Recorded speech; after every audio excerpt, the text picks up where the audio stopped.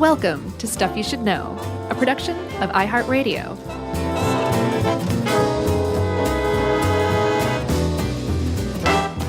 Hey, and welcome to the podcast. I'm Josh Clark, and there's Charles W. Chuck Bryant, and there's Jerry Rowland.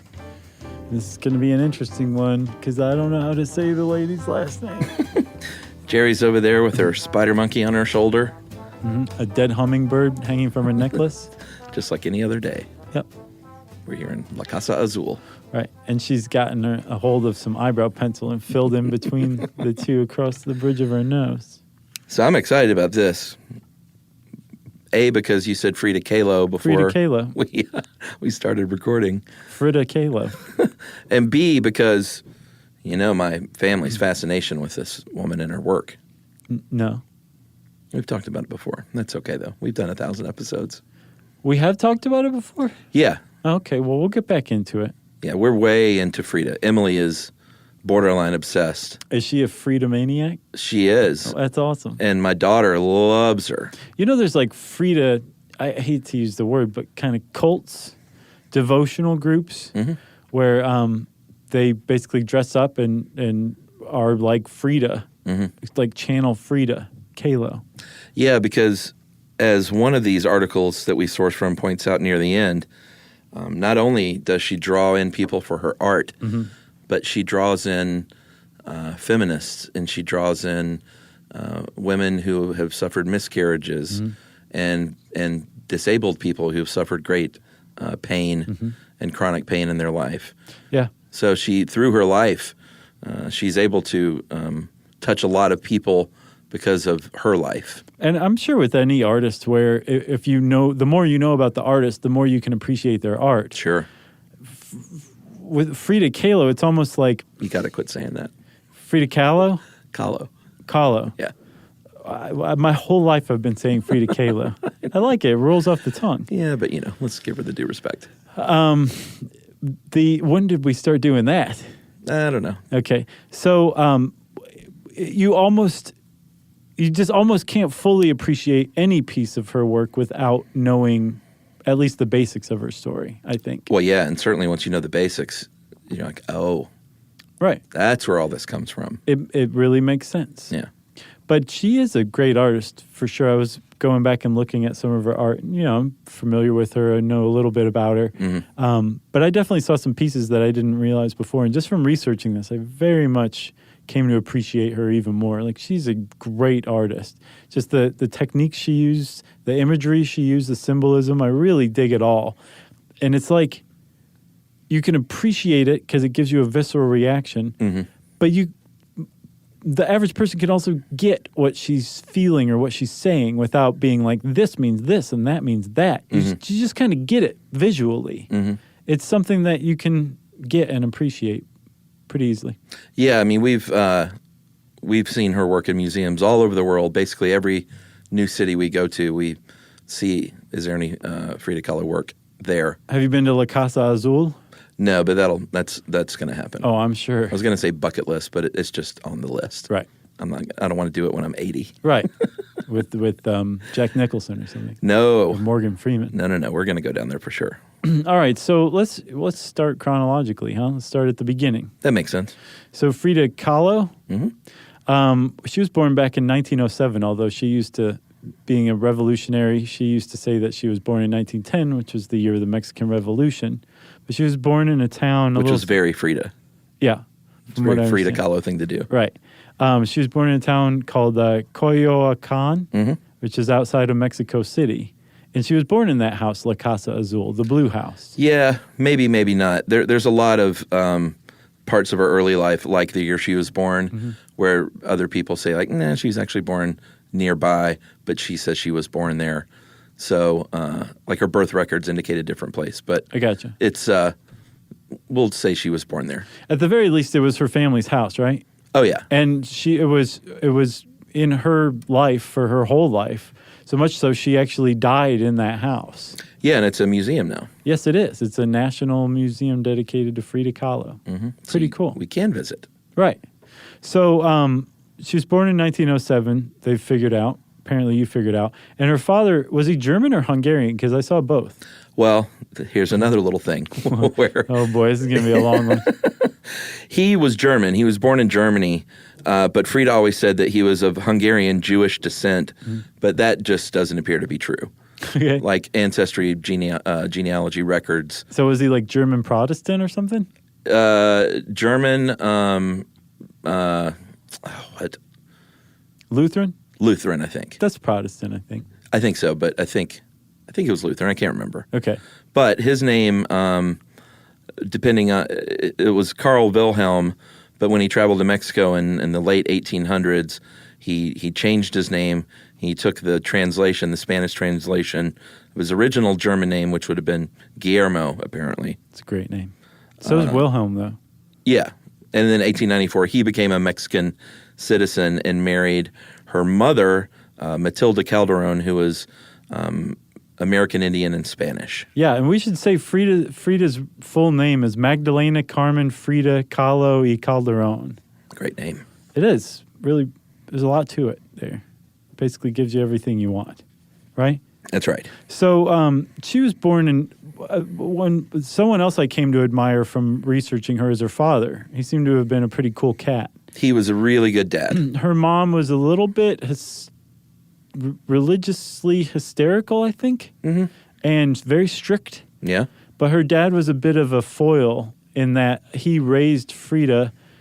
He noticed something in Frida, it seems, that she was different from her sisters, which she screamed. I mean, just like she dressed in men's suits and things like that. She was definitely different than her sisters.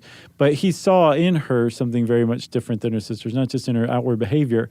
And so he kind of plucked her out of the path that his sisters were on, which was, go get married or go be educated in a convent, go get married, go be a wife, and said, you're going to go a different path.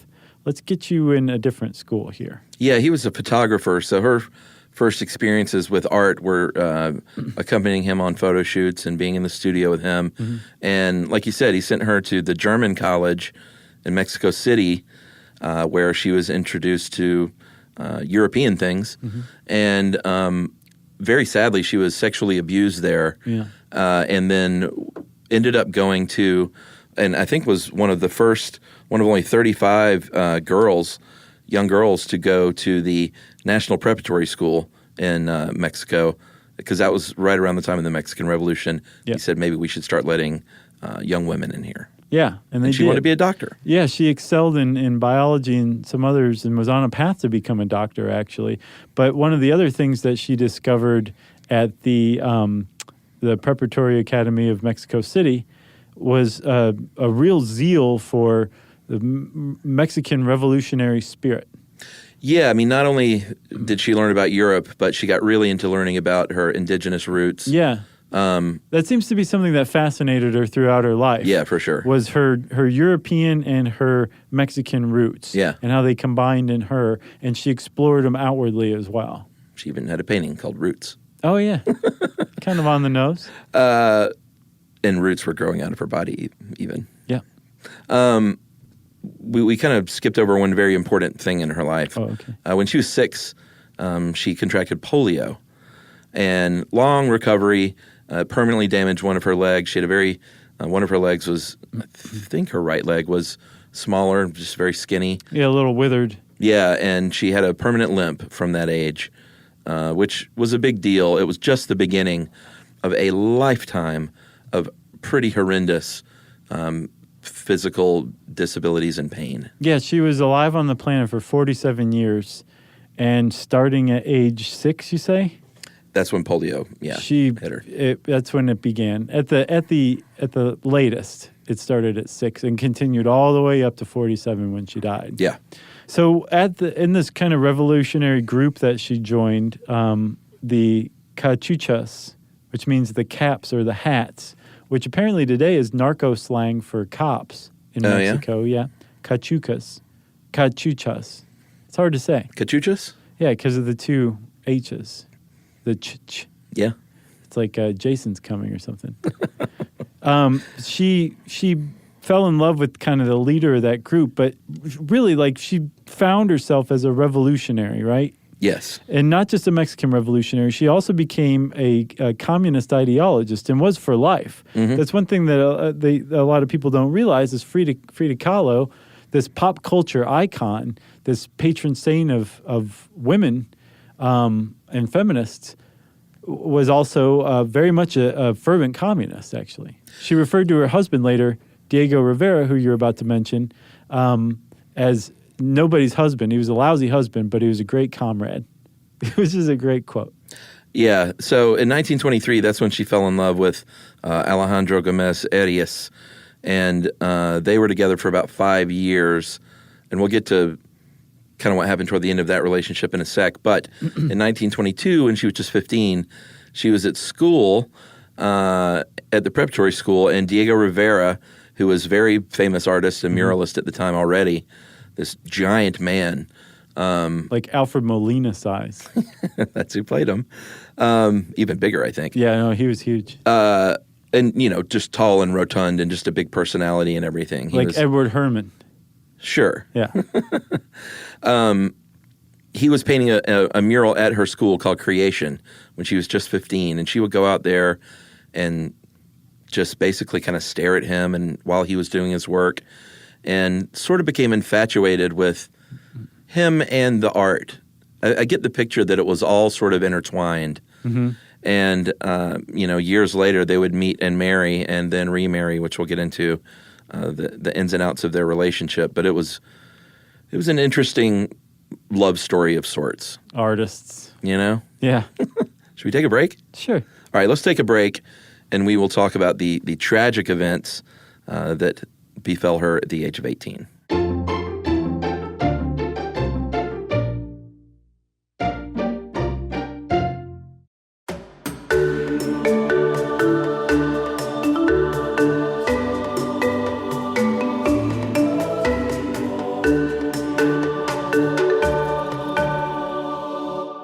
Okay, Chuck, so like you said, something really bad is about to happen to Frida. She's 18. She was on a bus with a boyfriend who is the leader of the Cachuchas. Yeah. And the bus was struck by a trolley, or vice versa. She was on a trolley struck by a bus. One of the two. And either way, it was a bad, bad scene for her. Yeah. She was impaled by one of the handlebars. It went through her pelvis into her womb, is how I saw it put. Yeah. Broke her spine. She was in a bad way. And supposedly her boyfriend walked away unharmed, which just makes it even worse, Yeah, I mean, the way I got it was that, everyone was shaken up pretty bad, but it was this sort of freak thing that this rail impaled her hip that she got the worst of it. Now, this would go on to be, in my opinion, the most significant event of her entire life. 100%. Because it changed everything. It changed the course of everything. Yep. Remember, up to this point, she's planning on becoming a doctor. And she was so laid up for so long and so immobilized that she basically said, well, there goes my chance of being a doctor. I'm not going to be able to catch up. I'm not going to be able to move. Who knows if I'll be able to walk again. And it just shifted direction. Plus, that whole womb thing is going to come into play later on. And that will definitely influence her art for sure, too. Yeah, so she's bedridden for months. I think she had something like 13 or 15 surgeries from that point on for the next 30 years. And it turns out that she was a great painter, which must have been something to be like, well, I'm in this hospital bed. That they're equipping me with this special easel that I can use in my full body cast lying down. Yeah. They're going to put a mirror on the ceiling above me so I can be my own model. Right. And she was very much known for her self-portraits. And she starts painting and is amazingly talented. Yeah, and at first she was saying, okay, well, I can't be a doctor, and apparently I have this knack for painting. Maybe I'll be a medical illustrator. And once you hear that, when you see some of her work, you're like, oh, yeah. She basically was a medical illustrator. Yeah, but in exploring anatomy as a metaphor for emotion. Yes. From what I understand, right? Yeah, I mean, I don't know. I mean, this might be hyperbolic to say this, but I don't know of any artist that poured herself out on the canvas as much as she did. Certainly not up to that point. Yeah. Especially female artists. Oh, yeah, absolutely. Up to this point, when Frida Kahlo came along, like, women were, if you were emotional, you were hysterical, one. But you certainly weren't, if you were a woman artist, you certainly weren't expected to explore emotions and grief and personhood and the self. And you certainly weren't expected to do it in your paintings. And she said her works showed that that was not the case. It wasn't even like you shouldn't do this. It was women can't do this. Yeah. And she came along and said, actually, we can, because I'm living proof. Yeah, and if you're a man, you're just a brooding artist. Right. You're melancholy. Yeah, if you're a woman, you're hysterical. Right. Or you're depressed. And she just, man, she laid it out there. Yeah. As raw as you could imagine, and especially for the time. It was just off the charts how radical it was. Right. So, and she's able to do this because her family set up a special easel and a mirror for her to be her own model. Yes. Right? Yes. So this is a big thing. Like, this is starting to come along, and she passes the time while she's recuperating doing this, and she recovers enough that she goes back to school and starts hanging out with her old friends again. And from that re-entry back into the revolutionary/communist world in Mexico at the time, she ended up in the orbit of Diego Rivera again. Actually, they ran across each other at a party. Yeah, and this was it, man. From that point forward, they would be tied to one another through their work and through their multiple marriages to one another. She was 22. He was 20 years older than her. And he very much encouraged her early on. Yeah. And championed her and was her mentor as an artist. Well, she went up to him at this party and said, I want you to look at my work and tell me, should I pursue this? Am I an artist, or is this just nothing? And he looked at her work and he said, you are an artist. Yeah. This is astounding.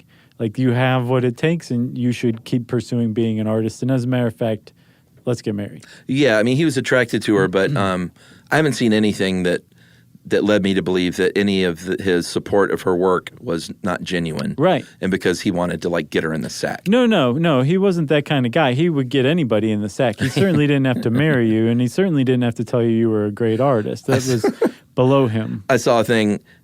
They both had multiple affairs. We'll talk about that throughout their marriage. And, maybe or maybe not so understanding of each other doing so. Right. But I saw at one point that he supposedly got his doctor to write a note that said that he was physically incapable of being faithful. Really? That's so Diego. I don't know if that's true or not. So he had, I just want to get this quote in. He had a great quote about her. As an artist. He said that she was a realist as far as her art's concerned. She was, quote, the first woman in the history of art to treat with absolute and uncompromising honesty, one might even say cruelty, those general and specific themes which exclusively affect women. Yeah. Like, those are pretty strong words from a renowned artist Diego Rivera was world-renowned by this time already. So when he looked at her art and had things like that to say about it, it really meant something. If she ever was an outsider artist, she wasn't anymore. She was a genuine artist. She'd been decreed as such by the cream of the crop. Yeah, and she, I think the article on our own website downplays a little bit her successes during her life. It's certainly nothing compared to what she got many, many years later, decades later after her death. Right. They weren't Frida maniacs back then. Right. But she also was not just completely unknown as an artist. I mean, she got some notoriety during her life. She got to know Picasso. She got to know, these were the circles she traveled in, partially because of Diego Rivera. But they started moving around, starting in the 1930s. They didn't stay in Mexico. They lived in San Francisco for a little while, depending on where the work was, because he was a muralist. Right. So he had to go to the place where he was doing the work. Yeah, exactly. He can't say, I'm going to send you a mural. Just tape it up. Send me a wall.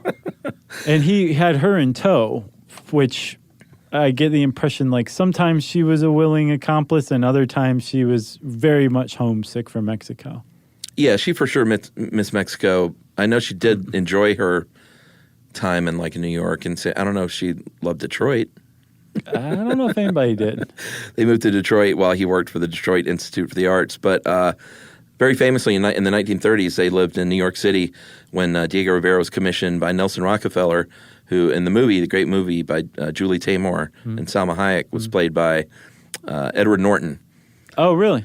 Yeah. Have you not seen that movie? No. Oh, man, it's good. Yeah, I'll bet. And once you hear especially with the backstory now with the Weinstein stuff coming out, I mean, this was her passion, Salma Hayek's passion project for her life, and he put her through a living hell. It's horrifying. I think it might have been the New Yorker, New York Times had a great article about it, but or that she wrote, I think. But I think what got me on that was Edward Norton was he rewrote the script for free, because basically one of Harvey's big things was like, I'm not going to give you any money for this. What? Like, you got to do it for almost nothing. Mm-hmm. Everyone's going to have to work for free. So she got everyone to work for free, or, scale. Right. From Edward Norton to Julie Taymor, the great director. And he demanded a lesbian sex scene. Like, literally was like, I'm not doing this unless you do that. And she was bisexual, so it wasn't like he created this out of thin air. But he's like, I want to see this on screen. Yeah. She supposedly had affairs with George O'Keeffe and Josephine Baker and all these famous female performers and artists. But she did not do that. I think she had a kissing scene with Ashley Judd at a party. Who is Ashley Judd supposed to be? Oh, I can't remember. I haven't seen it in a minute. Okay. Emily's mad that she's not here right now. I told her about this last night. She was like, why am I not on? It's like, we don't have guests. Nice. She's like, I'm a guest on Movie Crush. I was like, well, that's a different podcast altogether. Sorry, Emily. Yeah. She will pick this apart, trust me. But anyway, she had a devil of a time getting that movie made, and it went on to great success. And I think still is the highest grossing art-based movie of all time. Yeah, that's what I saw. Yeah. Yeah. So anyway, they were in New York City because Nelson Rockefeller, as played by Edward Norton, had commissioned Diego Rivera to paint a mural at Rockefeller Center called Man at the Crossroads. And in it was one of these big, almost looked like a Sgt. Pepper's cover. Had people all over the place. I've seen it. And he snuck in Vladimir Lenin in the painting. So I have a question about that. Did he sneak it in and was caught, or was he like, and also, by the way, I've included this great man Lenin? He snuck it in as a response, as a very pointed response to something. And I can't remember exactly what it was. Okay. But it wasn't originally in the plan, and I don't know if it was in the original sketch. I might be getting this slightly wrong. But at any rate, he got Lenin in there, and Rockefeller was not happy. I mean, I think it was more of his family. Like, he stayed his friend. It wasn't like he was like, I hate you. You're big poopy pants. Go back to Mexico. Right. But he stopped the work. That painting mural was removed and destroyed. But eventually... Was it destroyed? Yeah. Man. Pretty sad. But eventually, Rivera recreated that. Okay. A little smaller in Mexico City and changed the title to Man, Controller of the Universe. And then in parentheses, up yours, Rockefeller. Maybe so, but that just sort of puts a button on them moving kind of all around the United States for a while. And this is when she was being introduced to high society and everyone from, like I said, Josephine Baker to Trotsky. And she was working at the time too, right? It wasn't like she was just hanging out. Yeah, she was still painting. And one of the paintings she did was the suicide of Dorothy Hale. Yeah, that was interesting. So she was commissioned by Claire Luce Booth, Little Deuce Coupe. She was she was from the publishing family of Time. I think she published Vanity Fair, something like that. She's a great publishing magnate. And this was back in the 30s. And she was friends with Dorothy Hale, who was an actress, a well-known actress, who had hit on hard times financially and was having to live on the generosity of her friends. And she climbed up to the highest point of the high-rise that she lived off of and jumped to her death. And it devastated Claire Booth Luce. And I hope I get that right, at least somewhere. And who was her friend, and she commissioned Frida Kahlo do a painting, which she thought this would be a portrait to commemorate my friend Dorothy. Yeah. That's not at all what Frida Kahlo did. Yeah, I don't know if she realized who she was commissioning fully. Yeah. She's like, have you seen her work? Right. So what Frida Kahlo did was she took this assignment and commemorated not Dorothy Hale necessarily, but Dorothy Hale's death by suicide. Yeah.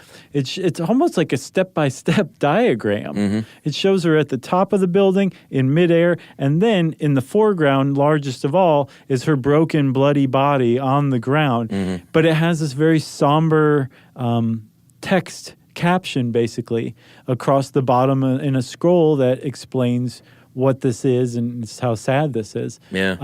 And that it was the suicide of Dorothy Hale. And so apparently when Claire Booth Luce got this, she unwrapped it and was like, what is this? Yeah. Almost gagged. She's horrified. And she was going to destroy it, and friends talked her out of it. So it's still in existence today, from what I understand. I think the Booth or Luce family has the painting in their possession now. Yeah, and that's just emblematic of Frida's outlook, which was like, she was no BS. She's like, I'm going to show you what's real. So let me ask you this. You're the Frida expert here. Well, no. Between the two of us. Okay, maybe. Was she doing that like I'm all in your face, Claire? This is the reality of your friend's suicide. Or was it this was her expression of emotion that she thought Claire, I'm not saying her last two names, would kind of vibe on, and like this would be the greatest commemoration of her friend. Which one? Well, I don't think it was all in your face. I think she thought that was the honesty. I think she thought that was the most honest work. But I'm not sure whether or not she considered like, wait a minute, is she going to hate this? Okay, so she wasn't like, it doesn't matter, she hates it. This is the most honest work. So even if this psychologically destroys her, Claire needs to toughen up. I don't know. I'm very curious. No, that's a good question. I understand a lot of the symbolism in her paintings now, but I haven't hit upon her motivation or personality quite yet. Emily's going to be so mad because she read her 800-page biography, and she's probably like, oh, well, read page 630, right. Jerks, and that'll explain it all. Yeah. Sorry again, Emily. That's all right. You want to take a break? Yeah, let's do. Okay.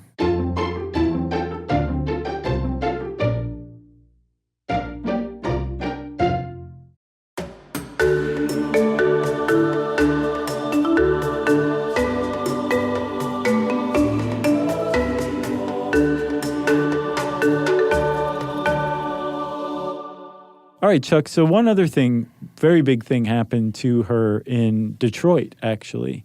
And she has a painting that commemorates it called Henry Ford Hospital. She had her second miscarriage. Yeah. And her miscarriages, I believe she just had the two. I think so. But that's all, right? Right. Those would affect and influence her work for the rest of her life. Mm-hmm. They deeply impacted her. And not just emotionally impacted her, but they were themes she explored, like, can you still be a mother to other things, even if you don't bear your own children? Can you, like how does it affect your femininity? It's a theme that really affected her, and she explored, and it really is just right there in broad, bold colors in Henry Ford Hospital. Yeah, I mean, she very famously was a mother to many animals. She had spider monkeys, she had dogs, cats, birds. She had a pet deer, all at her house. We have a great children's book that I recommend called Frida Kahlo and Her Animalitos. That's really, really fun for kids, but and adults, actually.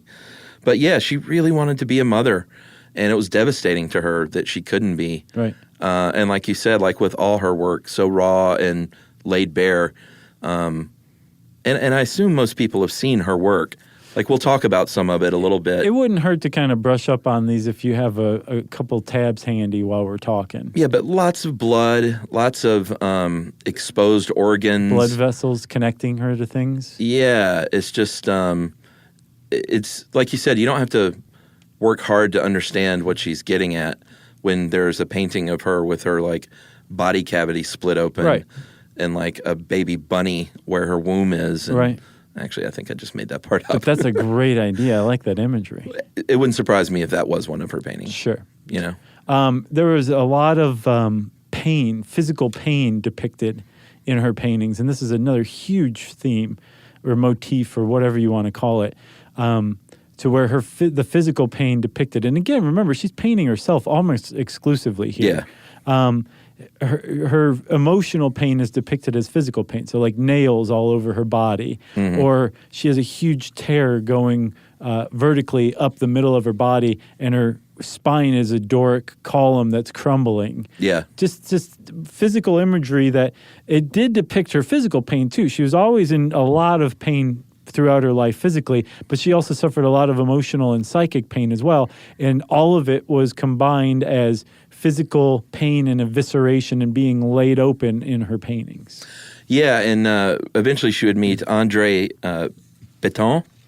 Is it Breton or Breton? Breton? I think so. The father of surrealism. Yeah, and he is the one, she actually, in a funny way, kind of said she never considered herself a surrealist until André Breton came to Mexico and told me I was one. Yeah. Really, I do not know whether my paintings are surrealist or not, but I do know that they are the frankest expression of myself. Yeah. But she is, if you want to classify her art-wise, surrealism or magic surrealism is definitely categories that a lot of her work fits under. So I saw we used a lot of sites for this. I can't remember which one it came from, but I saw a description of her work as that she was an individualist, which means like nice. She was her own thing. She may have had influences, and she definitely had Mexican indigenous art influence. That was a huge thing that really drives like the visual impact of her paintings.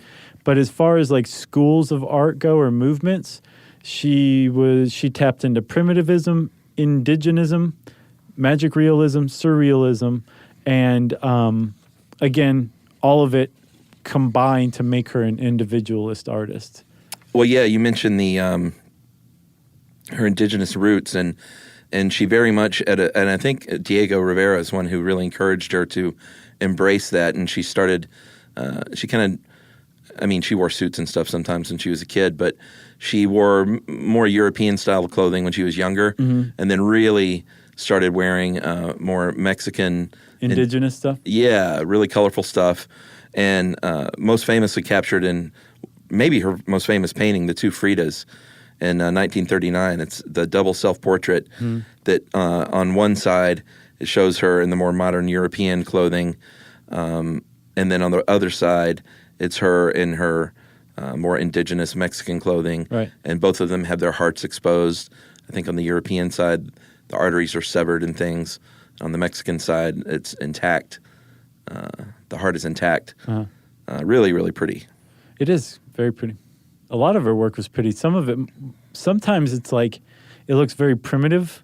And then other times there, in some details, like the eyes of a cat or something like that, you're like, wow, that's very like almost photorealistic.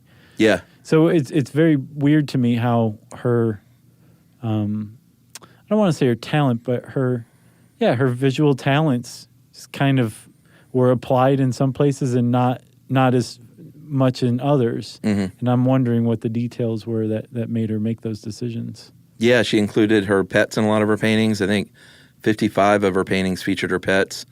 Some very famous ones with her spider monkeys and birds on her shoulder. My favorite one is called "What the Water Gave Me." I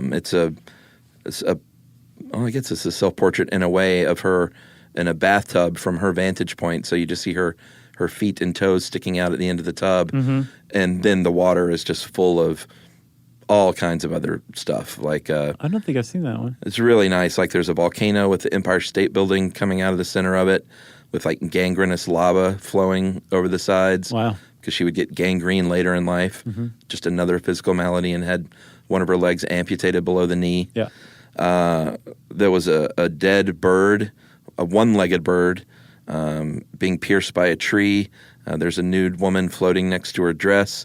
Looks like her parents on their wedding day, and it's all like in the bathtub water, with her feet and toes sticking out. One toe, of course, is mangled and cracked and bloody. There was so much gruesome gruesome aspects to so much of her work. Right. But 'Cause it kind of punches you in the gut. very much. Like, it's to see these things in person is like, especially if you're a fan of her work, to actually stand in front of one of them and put your nose 6 inches from it is really pretty astounding. Do not sneeze. No. Do not sneeze on the art. They have signs everywhere. This article, our How Stuff Works article, points out the wounded deer. Yeah, that's a good one. And My Birth, both in the same paragraph here. Those are two of my favorites, actually. My Birth is so just twisted, but it's also really simple and straightforward. Mm-hmm. It's her mother, but you assume it's her mother. The sheet's actually placed over her mother's head, so you never see her face. And you also kind of get the impression that it could be Frida as well. But it's Frida's head, grown-up Frida, like coming out of the birth canal, the womb, as it were. Yeah, very I graphic. feel like such like a 19th century like white guy calling it a womb, you know? Yeah. But yeah, it is graphic, but it's also it kind of, I don't know. I don't want to armchair critique it or anything like that. I just like that one. And then The Wounded Deer, I think, is awesome too. Yeah, we should probably apologize to every art historian and critic.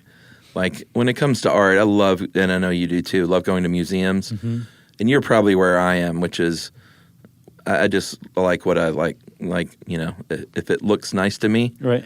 And nice doesn't mean, oh, that's pretty.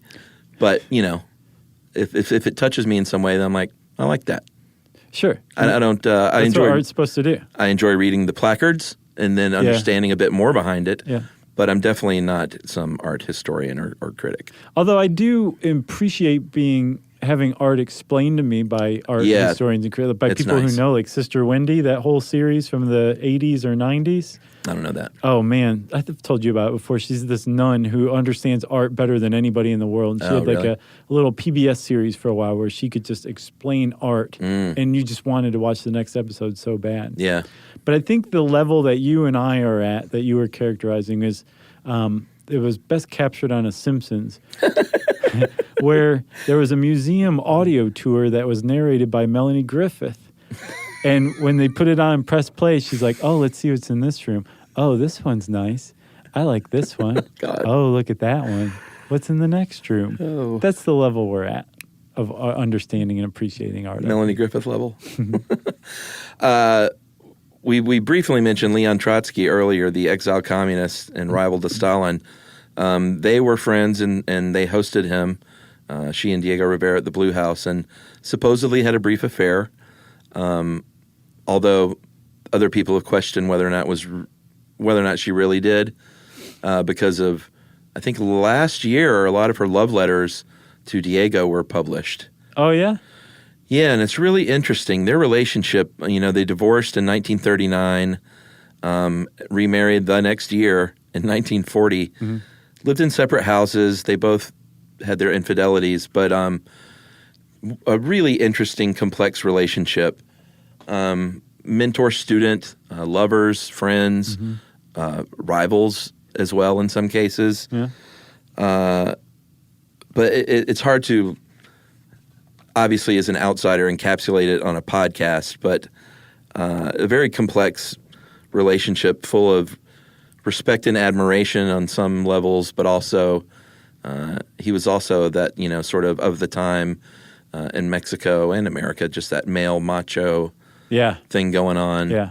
I mean, for goodness sakes, he tried to have his doctor write a note that said he was physically incapable of being faithful. Right.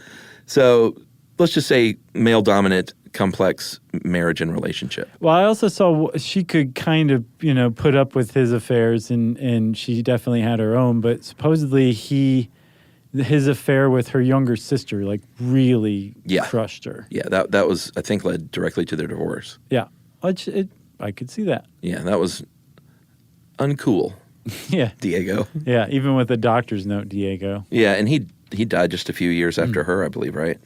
I don't know when he died, actually. Yeah, I think he died 3 years after her. By the 1950s, her health was really declining. She kept having these surgeries, kept painting.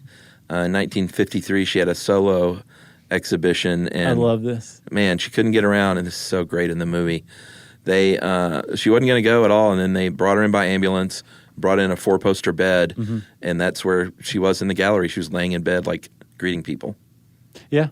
She received everyone while she was in bed, bedridden. Pretty amazing. And she died a couple weeks later, I think. Actually, I think the last time she was seen in public, she showed up for a protest against the U.S.-backed coup that overthrew Arbenz in Guatemala. Yeah, Edward Bernays coming back in. Right. Into the picture. Every time. Yep. And she died again at age 47, man, after a life of pain, but a very productive life of pain, too. She changed things quite a bit. Yeah, and with her death, she it's listed as pulmonary embolism, but they never did an autopsy, and it's generally believed that she committed suicide. Oh, by how? Pills. Her personal nurse said that she took 12, I think, painkillers when she knew that her max was 7. And earlier that evening, she had given Diego an anniversary present a month early. Oh, okay. Which it all kind of adds up in the chronic pain, and just, this was after polio, after gangrene, after amputation, after pneumonia. After the bus accident. So, she may have just ended it. Wow. Understandably. Yeah. So when she died, like you said, she was, fairly well known in certain circles in the art world. But when she died, her work kind of entered into obscurity for a few decades. It was dormant. And then, that's well put. And then in the late 70s, it was rediscovered by I guess, nationalists, you could call them, art nationalists in Mexico. And she has been basically a pop icon ever since. Once her story was really established and built and her work came back out, she's just never really left the art scene since. Yeah. Which is pretty cool. Very cool. If she is in a museum near you, go check it out. Do you want to talk about her famous eyebrow? Because I think this article did a really good job of addressing it. Yeah. So she painted herself. She very famously had what you would call a unibrow, right? Yes. And she would paint it a lot. But the article on House of Works quotes a book by Desmond Morris called The Naked Woman, A Study of the Female Body. And he basically says, Desmond Morris says that, like, women will pluck their unibrow into nothingness, like, religiously. And that it takes a woman who is above fashion to flaunt her unibrow. Yeah. And that term, above fashion, perfectly encapsulates Frida Kahlo. Yeah. Which I thought was a pretty cool thing, because Desmond Morris wasn't talking about Frida Kahlo. This article went out of its way to go find that and bring it in. I think it analyzes her appreciation of herself inside and out pretty well. Yeah, I mean, if there was one thing that she did on her canvas was say, "This is me." Right. In every single way, inside and out. And her legacy in the art world, especially among women and female artists, is like the one article we read said, you just can't overstate the importance. Right. Nice. Good stuff. You got anything else? No, I apologize for all the mistakes. Yeah, sorry. Well, let's do Andy Warhol one next. I tried to do right by this one. Okay. Yeah. Okay. I was apologizing to Emily specifically. Right. There. Sorry, Emily. Yeah. If you're not Emily and you want to know more about Frida Kahlo, you can search her on our website. There's actually a pretty decent little article, and then there's tons of stuff. Go look at her art all over the web and in person. And since I said that, it's time for Listener Mail.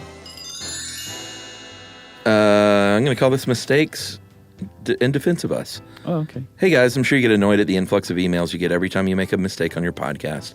At least that's what I gleaned from a few recent episodes where you anticipate people writing in and correcting you in effect. Right. How ironic. Yeah.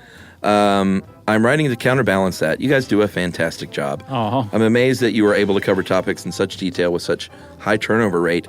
With how quickly you produce episodes, I would expect so many more mistakes or sloppy work, but not with you. Man. Excuse me. No, not with you. I kind of like not. Yeah, I do too. I'm starting my own podcast, and it's made me deeply appreciative of how talented and gifted you guys are as hosts. One day I hope I'll be as smooth and easygoing as you are. As always, please Keep going with your work. You are my favorite podcast.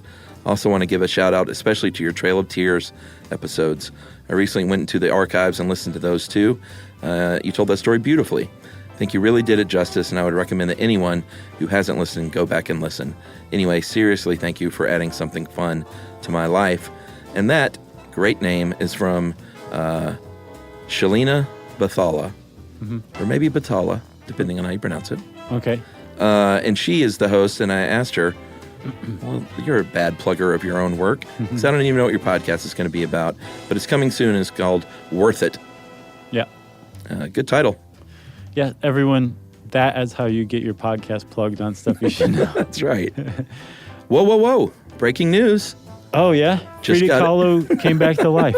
No, I just got an email reply from Shalina, and she said, my podcast is about helping people create a life that they're happy with. Nice. I think a lot of people feel lost, don't feel connected to themselves, or feel scared to do what they actually want to do, like pursue a creative career or do something that makes far less money. So I talk to people who have been there or who are still there about their journey and what they have done to create happiness in their life. It's going to be good. Yeah, good job. That sounds great. Yeah, hurry up, Shalina. Yeah. Okay. Best of luck with Worth It. Coming soon to a podcast distributor near you. Wherever you find your podcast. Right.